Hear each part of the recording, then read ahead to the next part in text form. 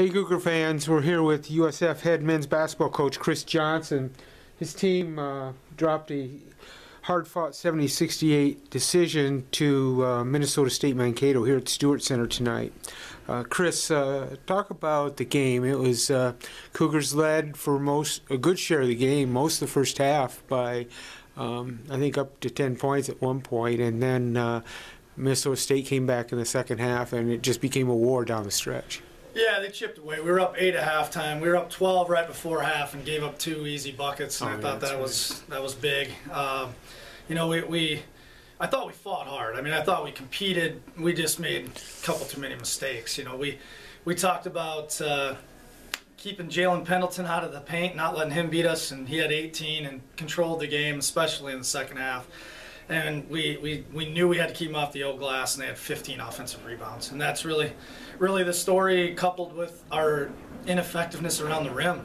Yeah. We missed a lot of easy looks tonight, and when you lose by 2, those hurt, that's for sure.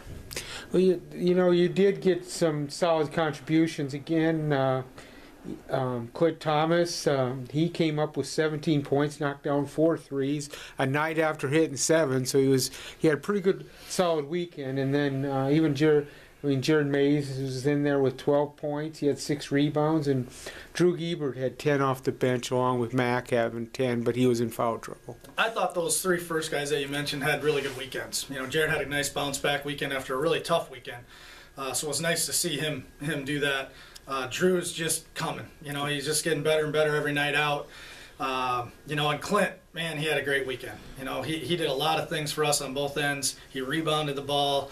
He's playing with a ton of passion, which this group needs. You know, when we're already a man down, we just can't afford when our second leading scorer is not even dressed.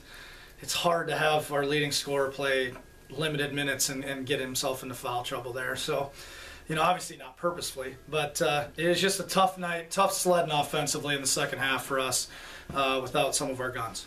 Well, yeah, I mean, being without your big kid and inside Daniel did hurt, but throughout the weekend. But you guys really played pretty well, given having a little shorter bench.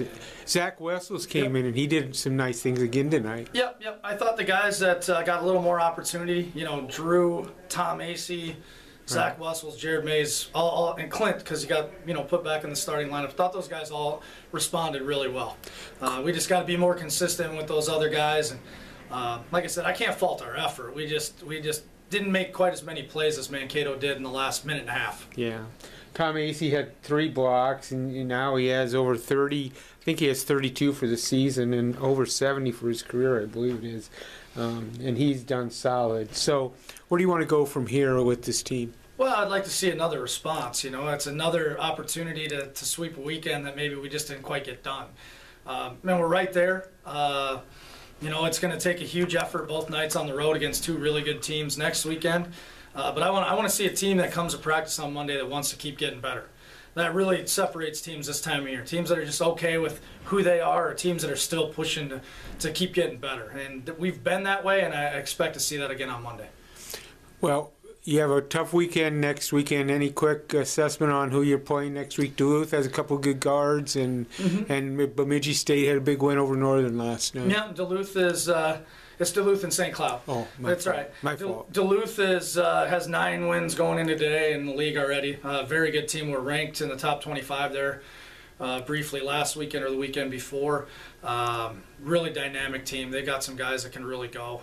Pierre Newton, really athletic guard, and Lavery is shooting the ball at a really high level right now. And then you add in Brandon Pineda, and they've got a really nice team. And then the next night, St. Cloud, a really talented team that's starting to play really well lately. They've got a kind of a string, I think, of 3 out of their last 4 they've put in the right column, and you know, it'll be a tough weekend, but a weekend that we can handle if we're up to the challenge.